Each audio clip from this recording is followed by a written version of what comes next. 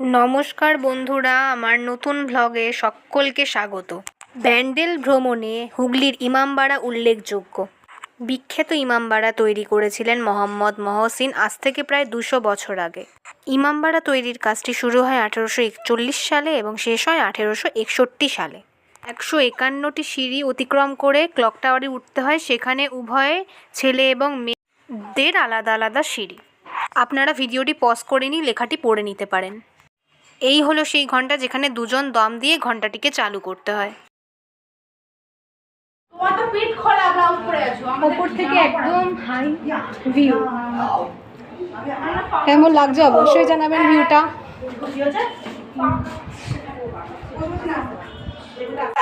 এখানকার সমস্ত আর্কিটেকচার ভীষণই সুন্দর, ভীষণই ভালো।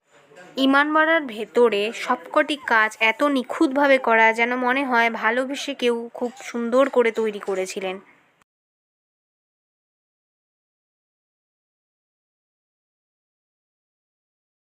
ইমামবাড়ার পিছনের দিক থেকে একটু আগিয়ে গেলেই গঙ্গার বিপরীতে রয়েছে সূর্যঘড়ি। আগেকার দিনে সূর্যঘড়ি দেখে দিক পরিমাপ করা হতো, দিক নির্ণয় করা হতো যে সূর্যঘড়ির পেছনের দিকটা যেখানে ছায়া পড়ে সেই অনুযায়ী। আমেন। ব্যান্ডেল জায়গাটি শুনলে প্রথমেই যে নামটি সবার মনে আসে সেটি হলো ব্যান্ডেল চার্চ।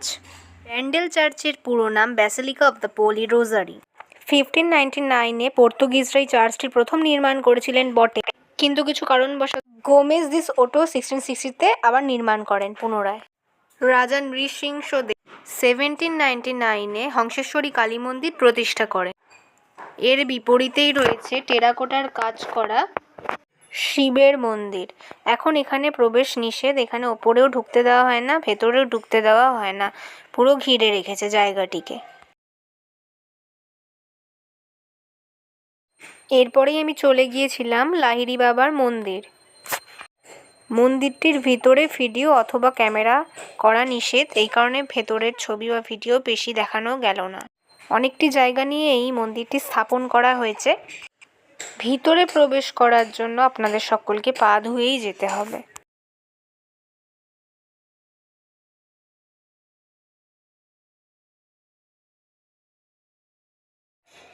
এর ভিতরে নানান চিত্রকলা রয়েছে এবং এখানে রয়েছে একটি দুর্গা মন্দির, এখানে পুজোও দেওয়া যায়।